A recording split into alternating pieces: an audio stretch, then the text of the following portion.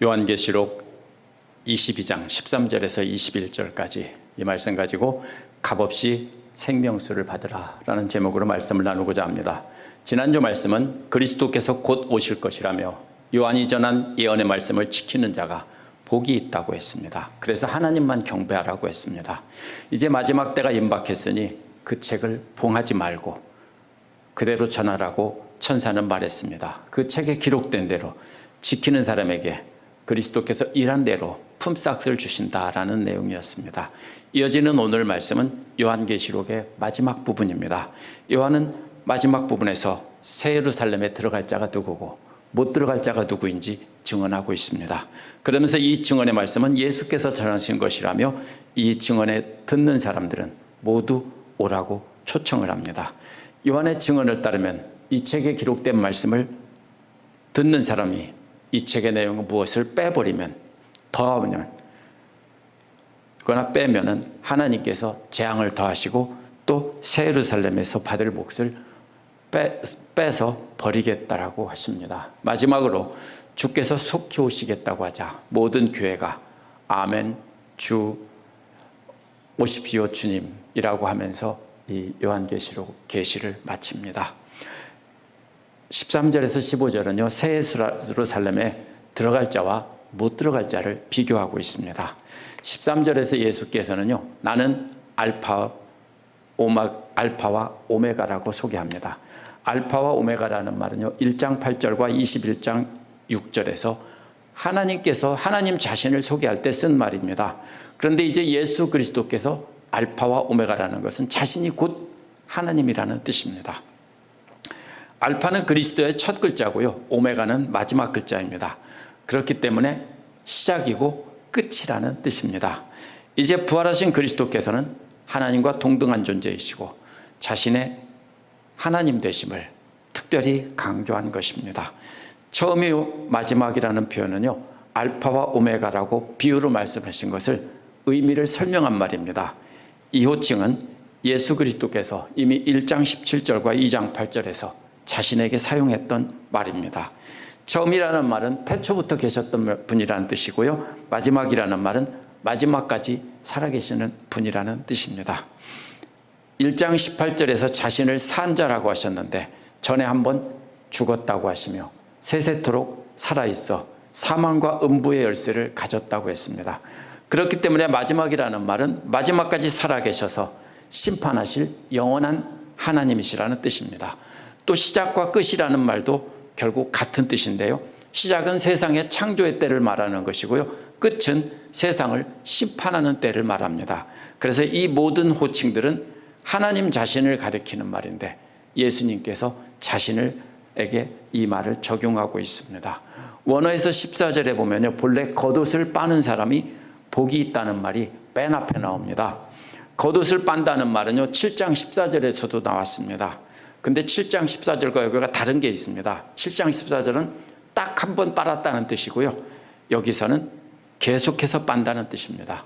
무슨 뜻이냐면요 7장 14절에서는 십자가에서 죽으신 예수 그리스도를 믿음으로 단번에 그 피가 묻은 더러운 옷을 빨아서 희게 되었다는 뜻입니다. 그래서 7장 14절에서 옷을 빨았다는 말은 바로 중생의 구원, 거듭남의 구원을 뜻하는 것입니다. 그러나 22장 14절에서는 현재도 계속해서 옷을 빨고 있다는 뜻입니다. 그래서 요한복음 13장 10절에서 예수께서 이미 목욕한 사람은 발만 씻으면 된다고 했습니다. 그렇기 때문에 7장 14절에서는 예수 그리스도를 믿음으로 단번에 정결하게 된 것을 말한 반면에 22장 14절에서는 계속 겉옷을 빤다는 뜻이기 때문에 그리스도의 보혈로 날마다 정결한 삶을 산다는 뜻입니다. 그러나 스스로의 노력으로 정결하게 된다는 것이 아니고요 이것은 그리스도의 죽음과 자신을 동일시함으로써 얻어지는 구원과 정결함의 문제입니다. 우리가 일상생활에서 날마다 하나님 말씀을 따라 순종하며 나를 죽이고 살아가는 것이 바로 날마다 옷을 빠는 것입니다. 그렇게 끊임없이 정결하게 하는 그리스도의 보혈의 효과로 인해서 생명나무에 이르는 권세를 차지한다고 했습니다. 아담과 하와는 그 권세를 빼앗겼죠. 그런데 이렇게 옷을 빠는 사람들은 생명나무에 접근할 수 있는 권세를 갖는다는 겁니다. 접근한다는 말은요, 가서 구경만 한다는 뜻이 아닙니다. 접근하면 가서 따서 먹을 수 있다는 뜻입니다. 그 열매와 잎사귀를 누릴 수 있다는 겁니다. 그래서 영원한 생명의 권세를 갖게 된다는 겁니다. 또 문을 통해서 그 도시, 성 안으로 들어갈 권세도 갖게 된다는 겁니다. 영원한 하나님의 도성인 새 예루살렘을 각 문마다 천사들이 지키고 있다고 했죠. 그런데 생명책에 이름이 기록되었기 때문에 들어갈 자격을 얻었다는 겁니다. 그래서 예수 그리스도의 보혈의 피로 옷을 끊임없이 빨고 그렇게 순종하는 사람들이 그렇게 이러한 권세를 받는다는 겁니다. 그렇기 때문에 예수 그리스도를 믿고 그 말씀을 따라서 살면서 말씀을 통해 정결하게 하는 능력을 체험하는 사람들이 바로 이러한 권세를 받는다는 겁니다. 그렇기 때문에 15절에 나오는 사람들은 그 반대로 못 들어갈 사람들입니다. 제일 먼저 나오는 말은 바깥이라는 말입니다. 그런데 이것은 새 예루살렘 성 바깥이라는 뜻이 아니고요, 거기에 못 들어간다는 뜻입니다. 그래서 이것은 도시의 성벽 바깥이 아니라 어두운 곳, 멸망의 곳, 모든 종류의 죄인들이 있는 곳을 말합니다. 바깥이라뇨. 거룩한 도시에 들어가지 못하고 멸망한 죄인들이 바깥 어두운 곳에 있는데요, 그 목록은 21장 8절에 나오는 유황불 연못에 들어갈 사람들과 비슷합니다. 말이 조금씩 바뀌었고요, 분명히 다른 것은 맨 처음에 나오는 개라는 말입니다. 개는요, 성적으로 문란한 사람들이라고 해석합니다. 왜 그러냐면은 민수기에 보면은 그 남색하는 자들, 남창을 가리키는 말로 이렇게 유대인들이 불렀다라고 합니다. 이거 잘못 해석하는 거예요. 이 개라는 말은 1세기 팔레스타인 유대인들은 이방인들을 가리키는 말로 썼습니다. 이방인들을 개라고 했습니다. 이것은 종교적으로 더럽다는 뜻이지 성적으로 문란하다는 뜻이 절대로 아닙니다. 반대로 바울은요, 빌립보서 3장 2절에서 그리스도인인 것처럼 가장하고 들어와서 복음을 왜곡하고 기독교인들에게 유대교 율법을 강요하는 유대인 거짓 교사들을 개라고 불렀습니다. 예수 그리스도의 보혈 피로 거룩하게 된 사람들을 입장에서 볼 때 그 사람들이 개인 것입니다. 그래서 요한계시록에서 계속 강조하는 것은 완전한 불신자가 아니라 속이는 자들, 가장하는 자들, 믿는 척하면서 사람들을 속여서 멸망의 길로 이끄는 사람들, 이런 사람들이 진짜 개입니다. 그래서 이런 사람들은 사탄의 부하이고요, 따라서 개란, 바울이 말하는 거짓 복음으로 축복만 선포하고 그래서 멸망의 길을 계속 가도록 놔두는 사람들이 바로 개입니다. 그들은 사탄의 부하들이고 부정한 개라는 뜻입니다. 마술쟁이들도 역시 하나님을 섬긴다 하면서 은밀하게 잡신을 섬기는 주술을 행하는 자들입니다. 오늘날 예수 믿는 사람들도 그럴 수 있죠. 우리는 오랫동안 부적을 써오고 이상한 미신 같은 것을 믿어왔기 때문에 예수를 믿으면서도 그러면 부정탄다고, 그렇죠? 이게 마술쟁이들이에요. 예수를 열심히 믿는 어떤 분이요, 옛날에 중학교 입시가 있을 때 새벽 기도 가서 열심히 기도했어요.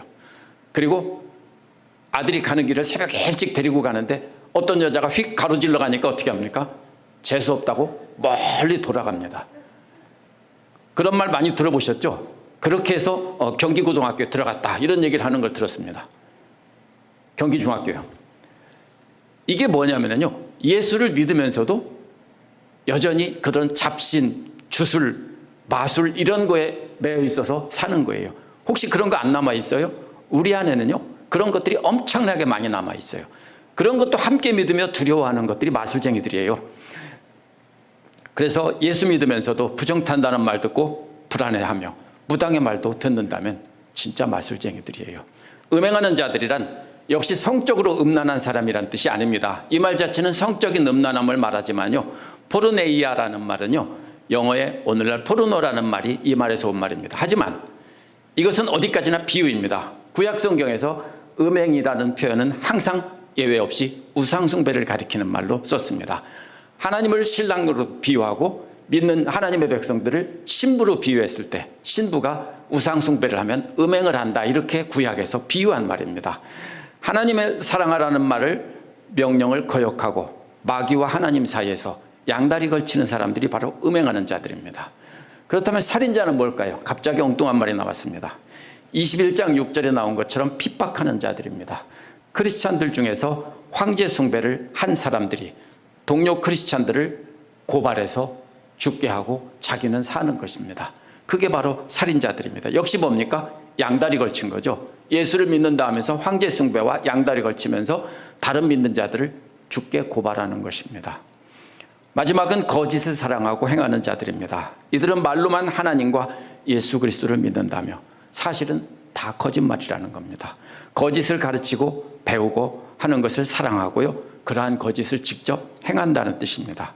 이게 누구냐면요, 교회에 나오는 회원으로서 영적 유익을 누리려고 하면서 또 하나님 없는 세상의 경제적 안전이나 세상에 주는 안전함을 역시 동시에 누리려고 하는 사람들이 바로 이 거짓을 사랑하고 거짓을 행하는 자들입니다. 자기들은 말로는 하나님을 사랑한다고 하죠. 근데 실제로는 거짓을 사랑하는 것입니다. 이러한 표현을요, 많은 사람들이 성적인 범죄나 살인죄나 거짓말하는 죄로 문자적으로 해석합니다. 그러면 어떻습니까? 편하죠. 저는 한 번도 그런 거 해본 적 없거든요. 그렇죠? 대부분 안 해봤죠. 그럼 뭐예요? 편안하죠. 아, 그러면 나는 천국에 가겠구나. 아니에요. 이건 비유예요. 하나님과 세상을 양다리 걸치고 타협하면서 적당히 하나님 믿으면서 하나님 믿는다고 하는 거를요, 비유적으로 한 표현이지 이것은 실제로 살인자나 간음하는 자, 거짓말장이 이런 뜻이 아니에요.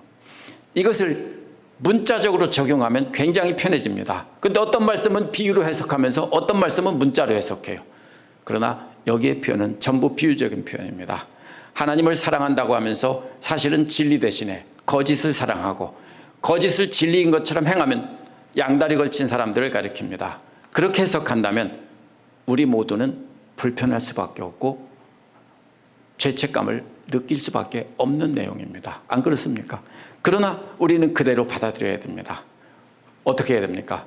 우리는 이런 사람들은 하나님과 어린 양 예수 그리스도가 계신 새 예루살렘 성문으로 들어가지 못한다고 했기 때문에 우리는 이제부터라도 우리가 갖고 있는 그런 것을 버리고 양다리가 아니라 하나님만 사랑하는 삶을 살라고 권유하는 것입니다. 16절에서 17절은 그렇기 때문에 오라고 하시는 예수 그리스도의 말씀이 전해집니다. 새 예루살렘에 들어갈 자와 못 들어갈 자를 말했다면 이제는 나 예수는 나의 천사들을 너희에게 보냈다는 것입니다.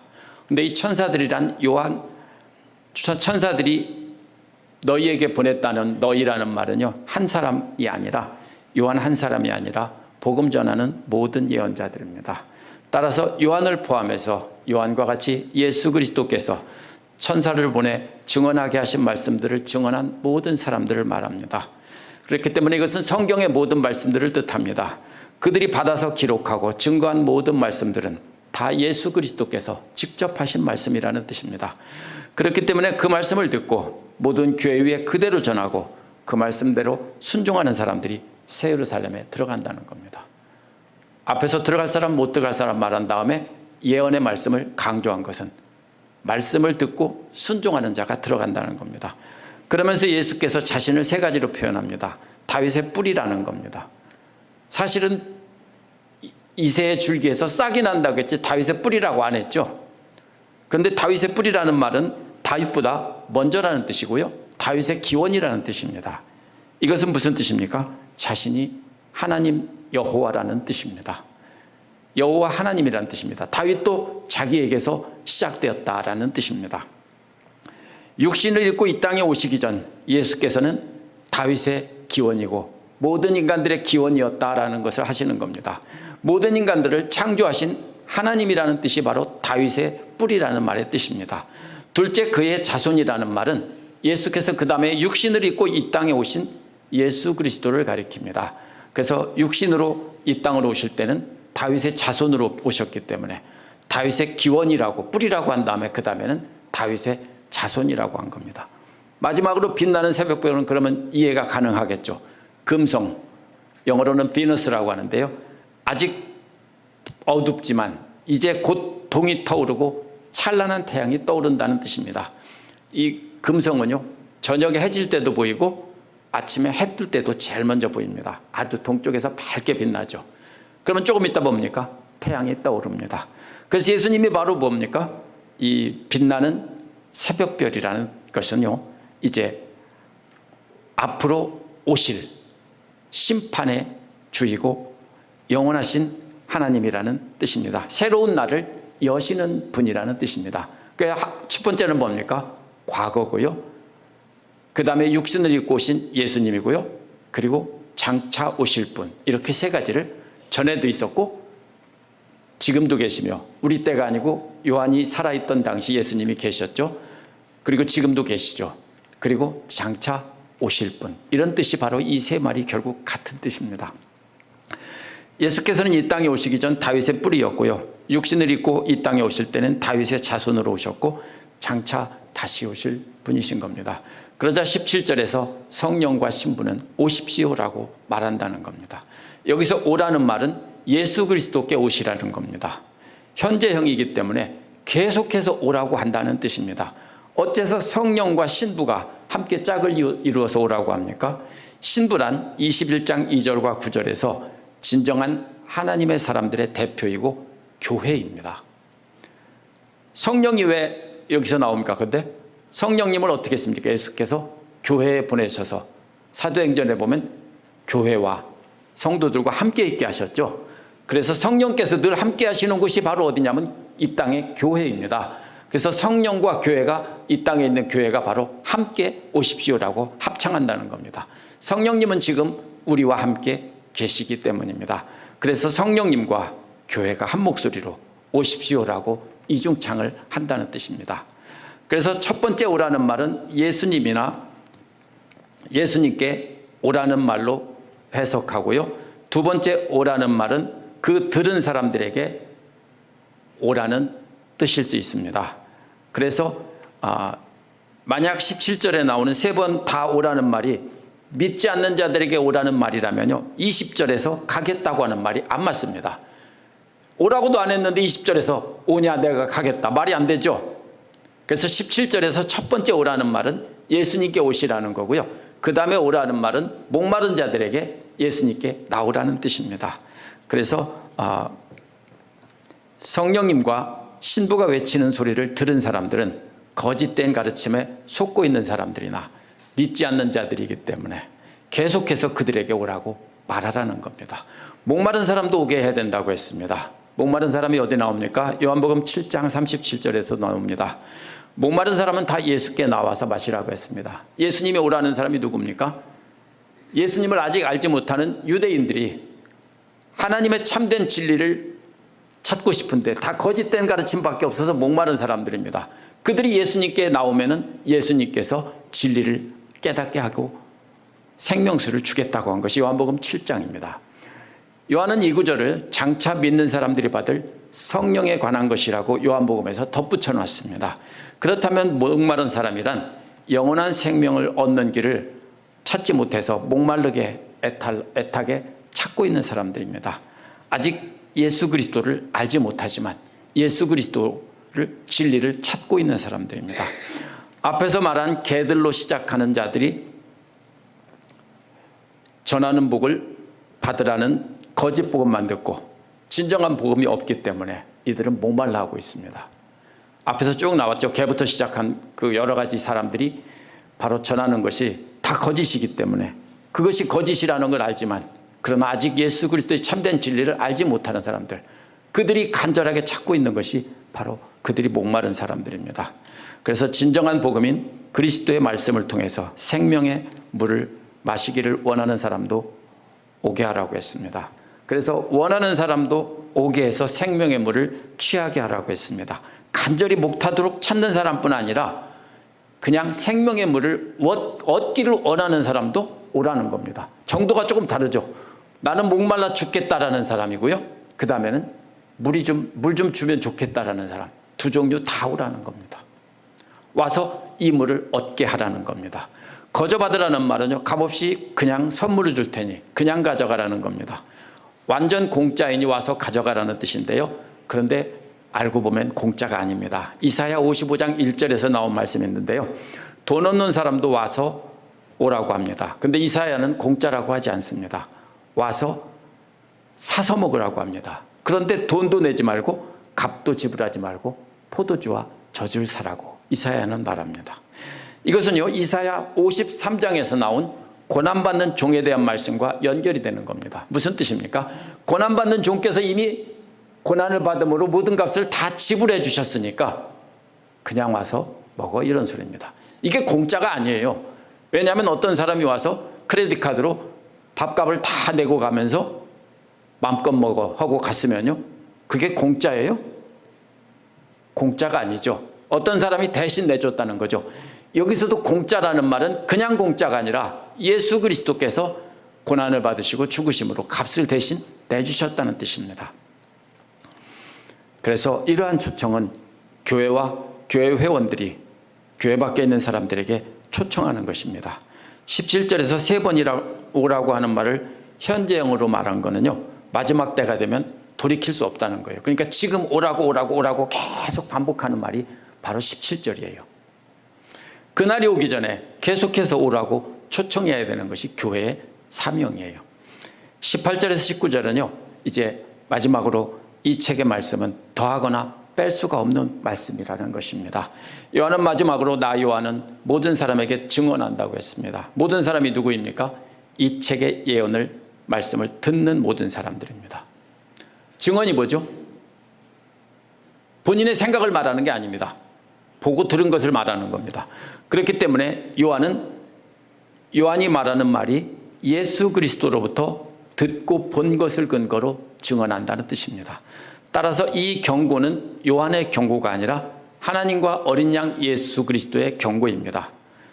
이걸 가지고 저도 오랫동안 어떻게 들었냐면요, 많은 분들이 그렇게 가르쳤기 때문에 신약 성경의 정경이라는 말은 신약 성경에 들어있는 그 말씀이고요, 또 캐톨릭에는 외경도 들어있어요.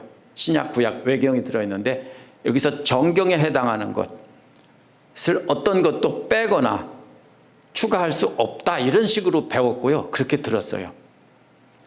왜냐하면 신약의 성경들이 확정된 이후에 상당수의 사람들이 자기가 예언의 말씀을 받았다며 성경에 집어넣으려고 하는 사람들이 있었기 때문입니다.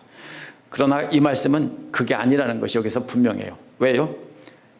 예언의 말씀을 듣는 모든 사람들이라고 했기 때문에, 듣는 사람이란 교회에 앉아서 듣는 회중들이에요. 전하는 사람은 누굽니까? 강단에 서서 이 말씀을 읽는 사람들이에요. 오늘날 많은 진보적인 학자들은요, 현재도 성경에 있는 내용 중에서 특별히 바울의 편지를 가지고 시비를 많이 해요.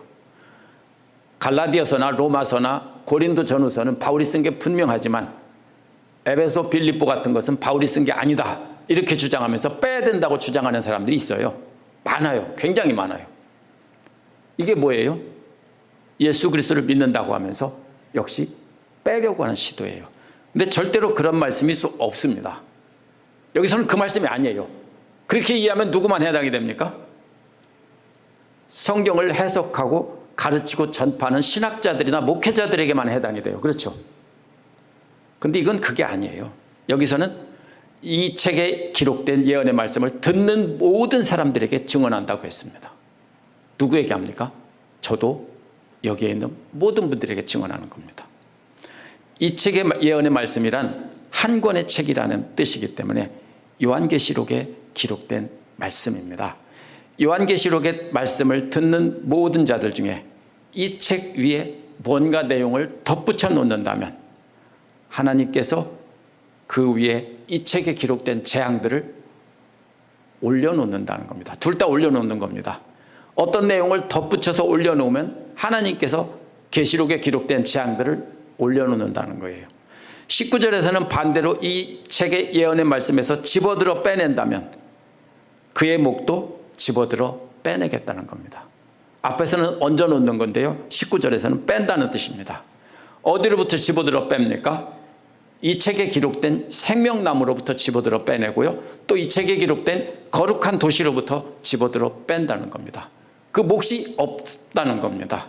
생명나무와 거룩한 도시는 이 책에 약속된 영원한 하나님 나라의 축복입니다.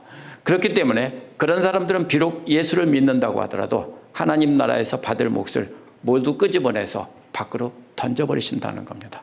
그러면 어떻게 됩니까? 그런 사람들은 거룩한 성에 들어가지 못하고 바깥 어두운 곳에 던져지는 겁니다.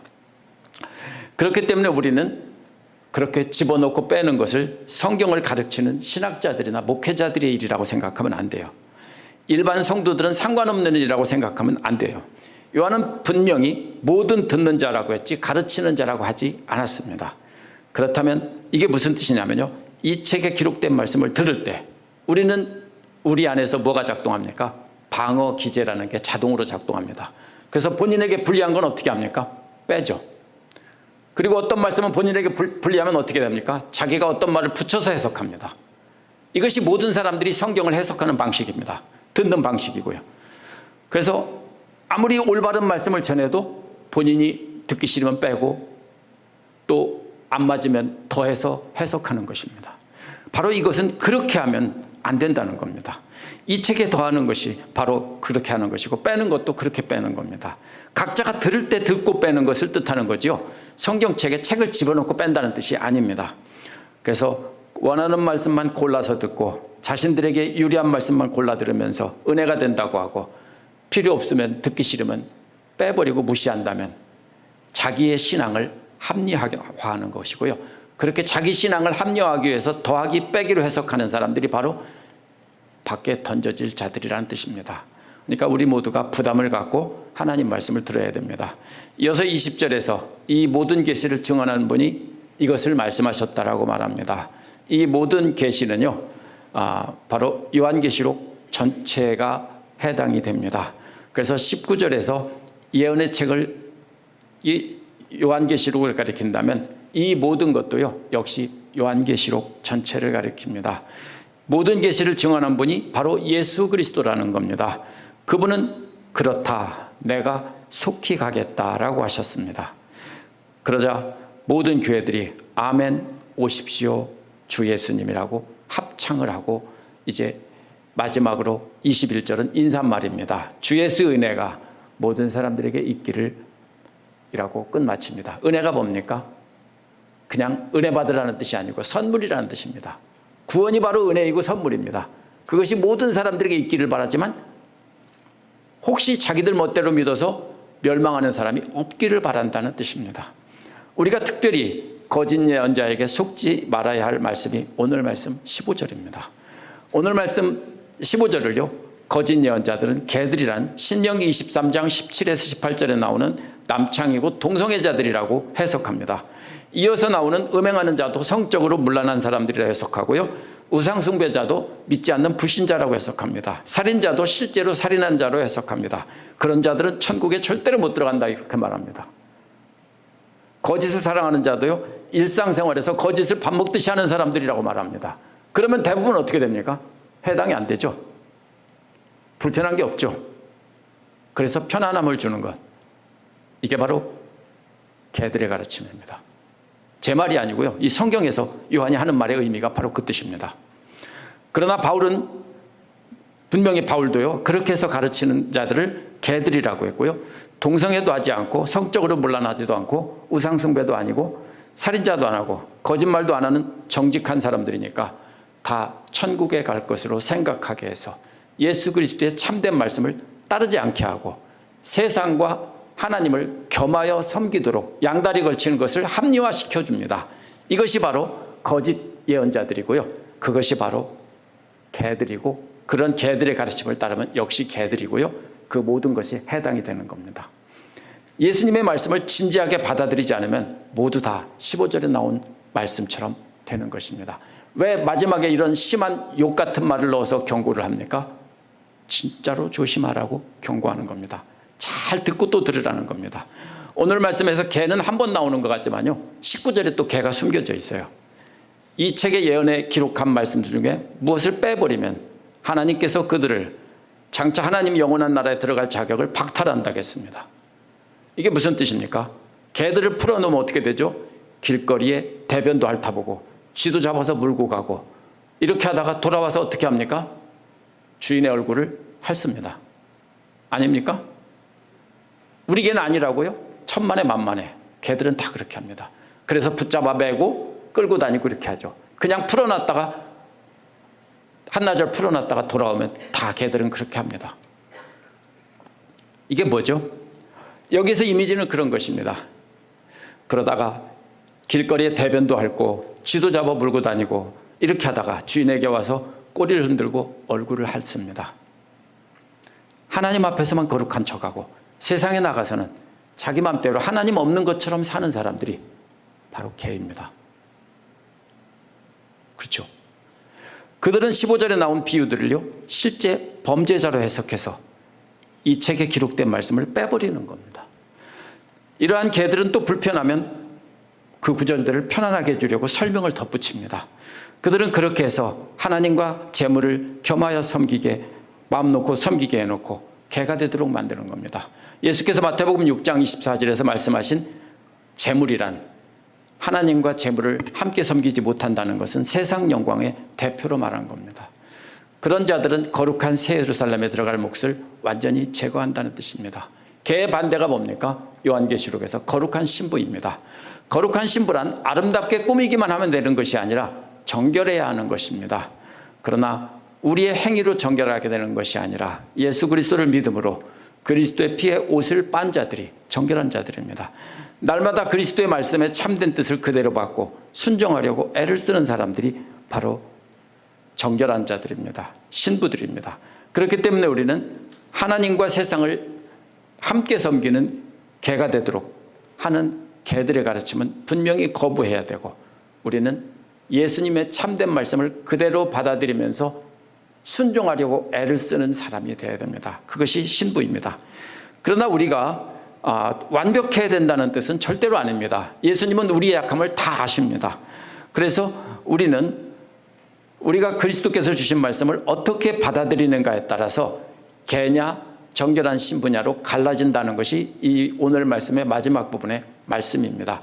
자기 마음대로 불편한 구절을 빼고 덧붙여서 편안하게 마음으로 해석하고 따르지 않고 순종한다고 하는 사람들이 바로 개라는 뜻입니다. 새 예루살렘 밖에 던져질 자입니다. 그러나 불편한 말씀이라도 예수께서 주신 말씀이라면 끊임없이 애를 쓰면서 자기 생각 내려놓고 순종하려고 몸부림을 치는 겁니다. 완벽하지 않습니다. 그런데 예수님께서는 완벽한 걸 요구하는 게 아니에요. 예수님 말씀 듣고 따라오는 사람들을 말하는 겁니다. 그런 사람들이 바로 정결한 사람들입니다. 그렇게 예수님 말씀의 뜻을 그대로 받는 사람들은 바로 값없이 생명수를 받는 사람들입니다. 그런 사람들만이 아멘 주 예수여 오시옵소서라고 합창을 할 수 있는 것입니다. 기도하겠습니다.